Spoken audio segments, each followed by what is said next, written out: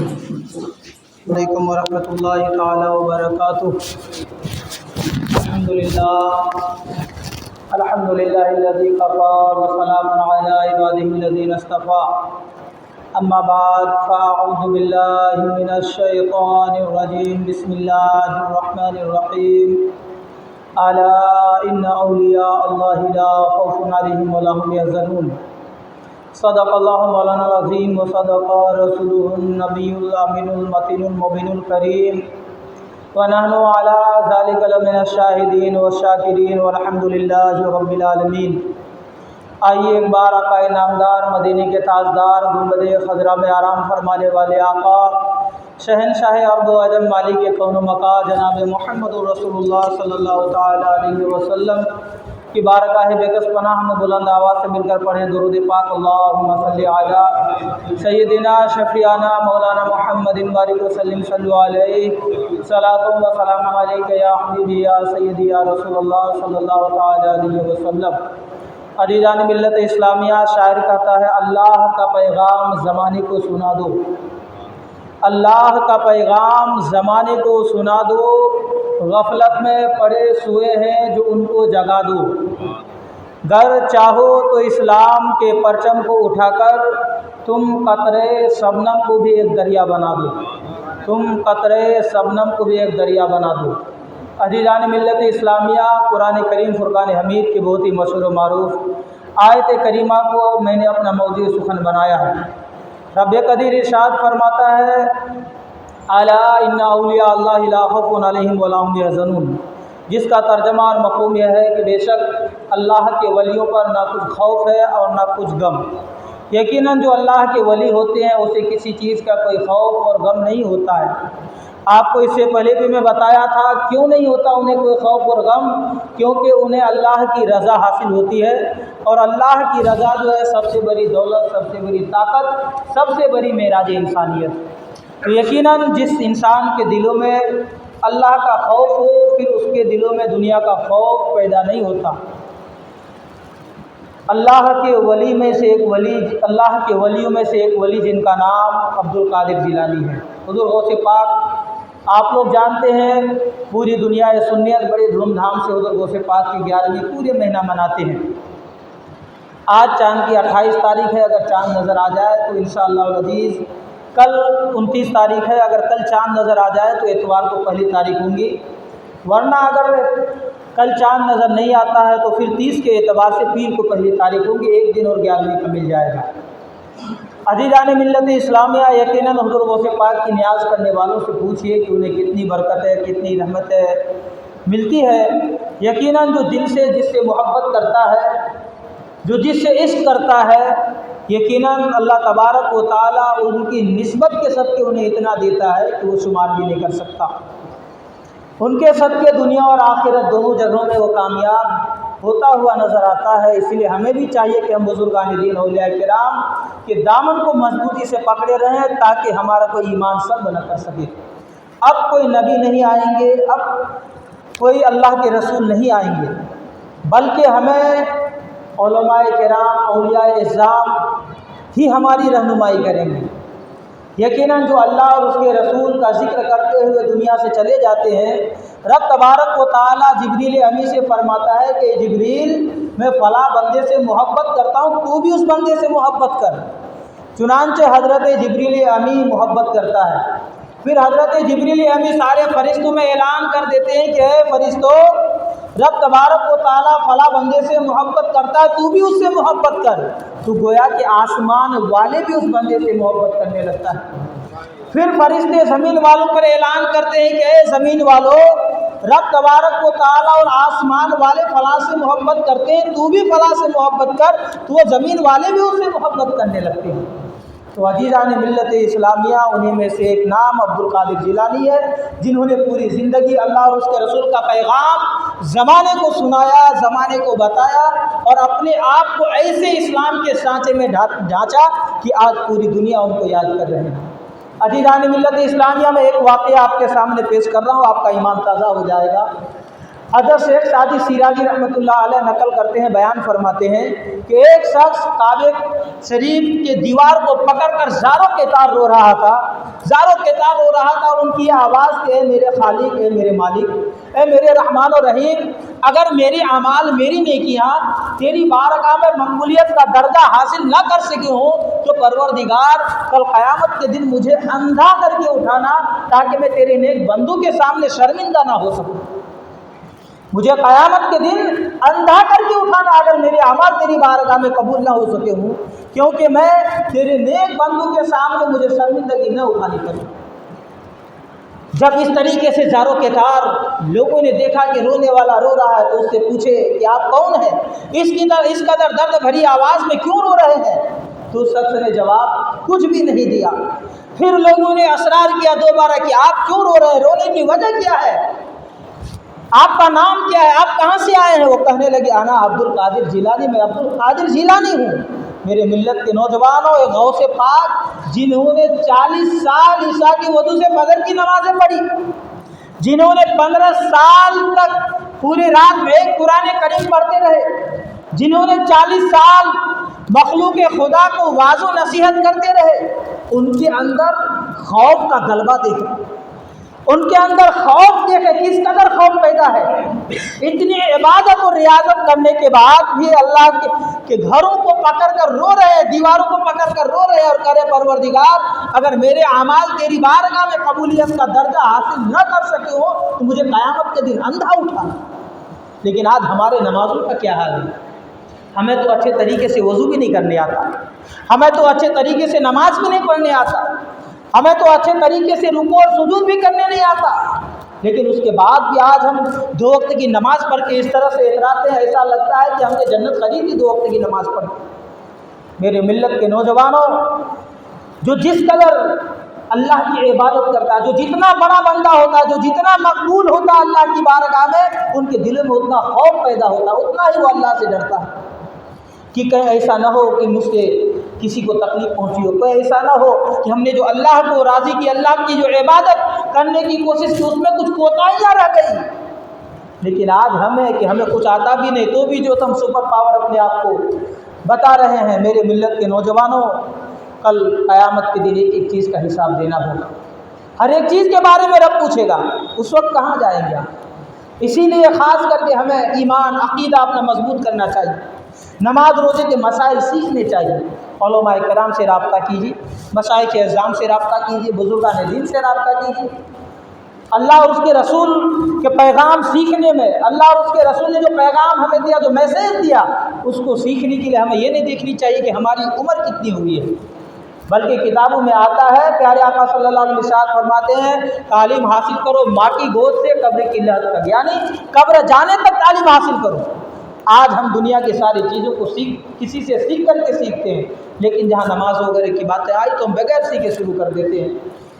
بہرکیف میرے ملت کے نوجوانوں، تو حضور غوث اعظم جنہوں نے اس قدر اللہ کی عبادت کی، پوری زندگی اپنے آپ کو صرف کر دیا، ان کے دلوں میں خوف ہے، ان کے دلوں میں اس قدر خوف پیدا ہو گیا ہے کہ اللہ کی بارگاہ میں گر گرا کر دعا کرتے، کاش اللہ ہمیں بھی ایسی رونے والی آنکھیں عطا کرے، کاش اگر ہمیں بھی رونے والا دل، خوف اللہ تبارک و تعالی ہمیں پیدا کرے۔ میرے اندر بھی وہ چیزیں ہوتی، میرے ملت کے نوجوانوں ہوگی جب ہم کوشش کریں گے، جب ہم اللہ کے عذاب سے ڈریں گے، جب ہم اللہ کی وحدانیت کو سامنے رکھیں گے، جب ہم اللہ اور اس کے رسول کی یکتائی کو سامنے رکھیں گے، تب ہمیں پتہ چلے گا، تب میرے دل سے جو دلوں کے اندر جو ہماری نحوست جو ہے وہ ہمارے دلوں سے نکلے گا، پھر جو خوف خدا ہے اس کے جو آنسو نکلیں گے، یقیناً میرے ملت کے نوجوانوں وہ باب اجابت سے ٹکرائیں گے۔ آئیے ایک واقعہ اور میں آپ کے سامنے بیان کروں۔ حضور غوث الاعظم دستگیر، آپ دیکھیے بازار کیسے جاتے تھے، آپ اپنے آپ کو آپ دیکھیے اور حضور غوث پاک کو دیکھیے کہ ہمارا جانے کا انداز کیا ہوتا ہے، اور حضور غوث پاک جو اللہ کے ولی تھے، جن کی ہم نیاز مناتے ہیں، جن کی ہم زندگی کے بارے میں پورے سال چرچا کرتے ہیں، ان کی زندگی کیسے تھی۔ بازار بغداد ہے، بغداد کا بازار ہے، ایک یہودی گھوڑا بیچنے کے لیے آیا ہے، وہ یہودی جو آج فلسطینیوں پر ظلم و تشدد کے پہاڑ ڈھائے ہوئے ہیں، گھوڑا بیچنے کے لیے آیا ہے۔ صبح سے شام हो जाता है। उन्होंने अपने घोड़े की कीमत 5,000 रुपये रखा है। वो चिल्लाता है कि हमारे घोड़े की कीमत 5,000 रुपये, मेरे घोड़े की कीमत 5,000 रुपये, मेरे घोड़े की कीमत 5,000 रुपये। दिन ढलता जाता है, वक्त गुजरता जाता है। जैसे ही सूरज गुरूब हुआ उसका दिल रोने लगा, आंखों में आंसू आ गया। और आता क्यों भी नहीं था, क्योंकि वो घोड़ा इसलिए बेचने आया था कि 2-3 दिन के बाद उसकी बच्ची की शादी थी, उसकी बेटी की शादी थी, और उसी घोड़े को बेच करके शादी के सारे अखराजात उनको करने थे, सारे इंतजामात पूरे करने थे। अब सुबह से शाम किसी ने भी घोड़े को नहीं खरीदा। अब उन्होंने सोचा औने पौने कम ज़्यादा रेट में कम से कम बेच तो दूँ, क्योंकि इसके अलावा कोई दूसरी चीज़ है नहीं मेरे पास, बच्चे की शादी कैसे होगी। तो उन्होंने क्या सोचा कि अब घोड़े की कीमत 2,000 रुपये रखता हूँ। अब उन्होंने 2,000 रुपये चिल्लाना शुरू किया कि हमारे घोड़े की कीमत 2,000 रुपये, हमारे घोड़े की कीमत 2,000 रुपये। हुज़ूर गौसे पाक पहुँच जाते, कहिए सुभान अल्लाह। हुज़ूर गौसे पाक पहुँच जाते हैं। वो यहूदी हुज़ूर गौसे पाक को पहचानता था, कहने लगा शेख ही आप कैसे आ गए। हुज़ूर गौसे पाक कहने लगे घोड़ा ये बता कि घोड़ा क्यों बेच रहे हो, घोड़ा बेचने की ज़रूरत क्या है। तो उन्होंने कहा कि हुज़ूर हमारी बच्ची की शादी है। पहले तो वो रोने लगा, गौसे पाक को देख करके रोने लगा। उसके बाद कहने लगा हुज़ूर हमारी बेटी की शादी है और यही घोड़ा है, इसको बेच करके हमारे सारे जो है तो काम इंतज़ाम तक पहुँचाना है, हमारे अखराजात के यही घोड़े हैं, जिसको बेचूंगा पैसे आएंगे तो मैं शादी करूंगा अपनी बच्ची की। हुज़ूर गौसे पाक ने फरमाया घोड़े की कीमत कितनी है। उन्होंने कहा कि हुज़ूर दिन में तो 5,000 रखा था, लेकिन अभी 2,000 रुपये कीमत रखी है। अल्लाह अकबर मेरे मिल्लत के नौजवानों, बगदाद की वो मिट्टी आज भी गवाह है, बगदाद का बाजार आज भी गवाह है। हुज़ूर गौसे पाक अपने जेब से 5,000 रुपये निकालते उस घोड़े वाले को दे देते हैं, उस यहूदी को दे देते हैं। वो यहूदी पैसे देख करके कहता है हुज़ूर घोड़े की कीमत 2,000 रुपये है, 3,000 आप ज़्यादा दिए हैं, 3,000 ज़्यादा दिए हैं, घोड़े की कीमत सिर्फ 2,000 रुपये है। हुज़ूर गौसे पाक फरमाते हैं कि मेरे आका, मेरे दादा कमली वाले आका मुस्तफ़ा जाने रहमत ने बताया था बेटा कभी किसी से कोई चीज़ खरीदना तो उसकी मजबूरी मत खरीदना, कहिए सुभान अल्लाह। किसी से कोई चीज़ खरीदना तो उसकी मजबूरी मत खरीदना। मैंने आपसे घोड़ा खरीदा है, आपकी मजबूरी नहीं खरीदा, क्योंकि अभी घोड़ा आपको बेचना ये मजबूरी है। 2,000 रुपये में घोड़ा बेचना ये आपकी मजबूरी है। अगर आप बेचेंगे नहीं तो बच्ची की शादी कैसे करेंगे। तो मेरे दादा ने बताया, मुस्तफ़ा जान रहमत ने बताया कि बेटा जब किसी के कोई सामान खरीदना तो उसकी मजबूरी कभी मत खरीदना, सामान खरीदना उससे। इसीलिए मैंने आपको 5,000 रुपये दिया कि आपकी घोड़े की कीमत 5,000 रुपये है। मेरे मिल्लत के नौजवानों, ये तो हमारे गौसे पाक की ज़िंदगी। और आज हमारी ज़िंदगी क्या है, जब हम बाज़ार जाते हैं तो क्या सोचते हैं। जैसे आज जुमा का दिन है, जबरा से पूरा में बाज़ार लगता है, मिसाल के तौर पर आप समझ लीजिए। अगर हमें बाज़ार को सामान खरीदने के लिए जाना है तो हम क्या देखते हैं, अरे अभी तो 3 बजा है, 4 बजने दे, फिर थोड़ी रेट कम होंगे फिर जाऊँगा। फिर हम क्या सोचते हैं, अरे अभी तो 6 ही बजा, अभी 7 बजने दे फिर जाऊँगा और कीमत कम होंगी। फिर हम क्या सोचते हैं कि अरे अभी तो 8 ही बजा है, अभी 9 बजने दे फिर जाऊँगा खरीदूँगा। मेरे मिल्लत के नौजवान, उस वक्त उनकी मजबूरी रहती है बेचना, उस वक्त उनकी मजबूरी रहती है सामान बेचना कि कम कीमत में बिक जाए, नहीं बेचूंगा तो करूंगा क्या, खराब हो जाएगा, कोई दूसरा ऑप्शन नहीं है। और हम क्या करते हैं, इधर चाय की दुकान पर बैठ करके कहीं चाय पी लेते हैं, दूसरे की बुराइयां करने लग जाते हैं। जो पैसे हमें सब्जी वाले को देने थे वो उस पैसे की मैंने चाय पी लिया। मेरे मिल्लत के नौजवान, हुज़ूर गौसे पाक बाजार जाते थे ताकि यतीमों गरीबों की मदद करें। आप जाते थे बाजार तो लोगों की मदद करने के लिए जाते थे, लेकिन आज हम जाते हैं तो किसी की मजबूरी खरीदने के लिए जाते हैं, ताकि रात हो, सामान की कीमत कम हो तो हम उस सामान को खरीदें ताकि हमारे जो पैसे हैं वो बच जाए। मेरे मिल्लत के नौजवानों, नहीं बल्कि आप बाजार जाएं तो इस नीयत से जाएं कि हम किसी की मदद करने के लिए जा रहे हैं। याद रखें, अल्लाह की राह में अगर आप 5 रुपये ज़्यादा देंगे ना, अल्लाह आपको गैब से देगा। एक वाक़या मैं बता दूं, हज़रत राबिया बसरिया का बहुत मशहूर वाक़या है। आपके घर में 2 मेहमान आए, कहने लगे अम्मी जान खाने का कुछ है तो 2, भूख लगी है। हज़रत राबिया बसरिया ने खाना रखा हुआ था, जब ढक्कन उठाया तो उसमें से 2 रोटी निकले। अब वो 2 शख्स भी थे, कहने लगे कि सिर्फ 2 रोटी है खाने के लिए, इसके अलावा कुछ भी नहीं है।